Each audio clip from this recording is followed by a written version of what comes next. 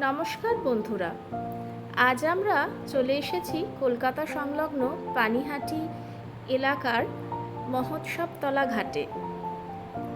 পানিহাটির চিড়ে দই উৎসব বৈষ্ণব সম্প্রদায়ের কাছে অত্যন্ত জনপ্রিয় একটি অনুষ্ঠান এবং আমাদের সকলের কাছেই প্রিয় একটি উৎসব।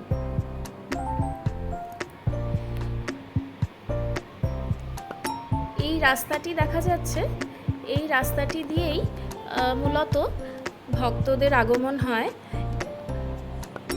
দূর দূর থেকে মানুষ আসেন, ভক্তরা আসেন এই মন্দিরে।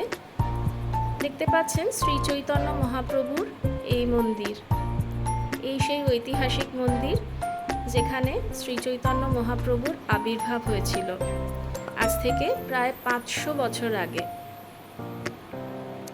ঐতিহাসিক সেই মন্দির, এটি মন্দিরের সংলগ্ন এরিয়া। এটিকে নাট্য মন্দিরও বলা যেতে পারে। এর পাশেই রয়েছে গঙ্গা। এটি এখন ফাঁকা হলেও উৎসবের সময় এখানে পা রাখারও জায়গা থাকে না। এখানে নানা রকম পুজো এবং নাম সংকীর্তন চলতে থাকে। অজস্র ভক্তের সমাগম হয়। সামনেই গঙ্গা এবং গঙ্গার ঠিক অপর পারে রয়েছে কোন্নগর।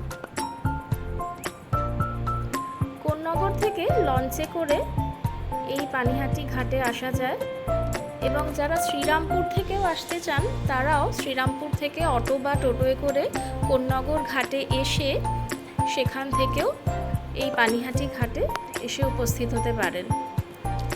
যারা বিটি রোড দিয়ে আসতে চান তারাও ব্যারাকপুরগামী যে কোনো বাস বা গাড়িতে করে সোদপুর সংলগ্ন বেঙ্গল কেমিক্যাল, ধানকল বা স্বদেশী এবং সোদপুর ট্রাফিক মোড়, এই 4টি জায়গায় এসেও অটো বা টোটো করে চলে আসতে পারেন এই মন্দিরে। পায়ে হেঁটেও আসা যায়। মন্দিরটি থেকে 2 মিনিটের দূরত্বেই অবস্থিত পানিহাটির ইস্কন মন্দির। এখানেও এই চিড়ে দই উৎসব উপলক্ষে নানান অনুষ্ঠানের আয়োজন করা হয়। গঙ্গা আরতি, গঙ্গা পুজো ইত্যাদি নানা ধরনের অনুষ্ঠান চলতে থাকে। বন্ধুরা, এই উৎসবটি মূলত জ্যৈষ্ঠ মাসের শুক্লপক্ষের ত্রয়োদশী তিথিতে পালন হয়ে থাকে।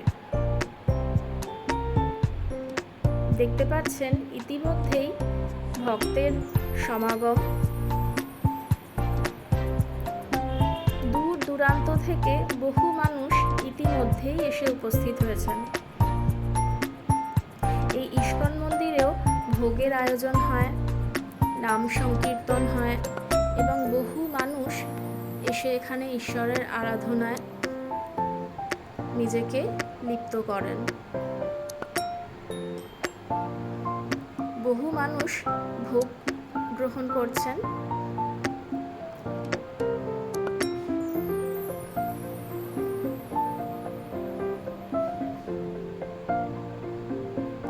এই মন্দিরটির নিজস্ব একটি গঙ্গার ঘাট রয়েছে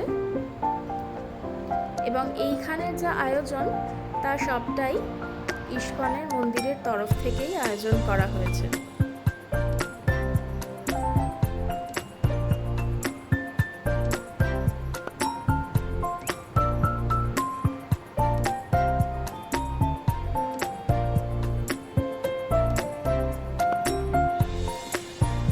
মূল মন্দিরটির সংলগ্ন এলাকায় একটি বিশাল মেলার আয়োজন করা হয়। সেই মেলায় নানা রকমের খাদ্যের ব্যবস্থা এবং তার সঙ্গে সঙ্গে বিভিন্ন রাইডেরও আয়োজন থাকে। এছাড়া থাকে হরেক বিপণনীর দোকান। সেখান থেকে বহু মানুষ বহু সরঞ্জাম, কখনো সাজগোজের, কখনো ঘর সাজানোর, কখনো অন্যান্য আরও জিনিসপত্র কিনে থাকেন।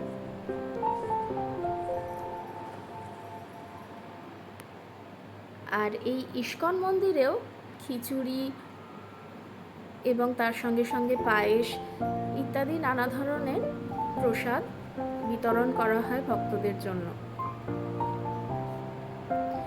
আর মূল মন্দিরটিতে চিড়ে দই সহযোগে দুধ, কলা ইত্যাদি মাখা ভক্তদেরকে বিতরণ করা হয়, যা ভক্তরা পরম ভক্তি সহযোগে, শ্রদ্ধা সহযোগে গ্রহণ করে থাকেন।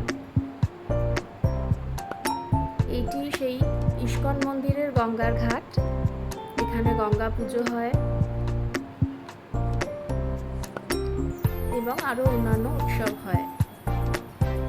এখানে নানা ধরনের সবজির আয়োজন করা হয়েছে। এখানকার সবজির সম্ভার দেখলেই বোঝা যাচ্ছে যে এখানে কি বিশাল ভোগের আয়োজন করা হয়েছে, এবং তার সঙ্গে সঙ্গে বড় বড় উনুনের ব্যবস্থা করা হয়েছে, বড় বড় বাসনপত্রের আয়োজন হয়েছে, যাতে ভক্তদের জন্য প্রচুর পরিমাণে ভোগের ব্যবস্থা করা যায়। কাঠ মজুত করা হয়েছে যাতে কাঠের জ্বালানিতে এই ভোগের রান্না করা যায়। বন্ধুরা, সব কিছু মিলিয়ে পানিহাটির এই ঐতিহাসিক উৎসব, যেখানে শ্রী চৈতন্য মহাপ্রভুর আবির্ভাব হয়েছিল, সেই অনুষ্ঠানটি, এই উৎসবটি পারলে অবশ্যই একবার দেখে যাবেন, এবং এই ভিডিওটি ভালো লাগলে লাইক, শেয়ার অ্যান্ড সাবস্ক্রাইব করবেন। আপনাদেরকে সকলকে এই অনুষ্ঠানটির জন্য অনেক অনেক শুভেচ্ছা এবং ধন্যবাদ। সকলে ভালো থাকবেন। হরে কৃষ্ণ।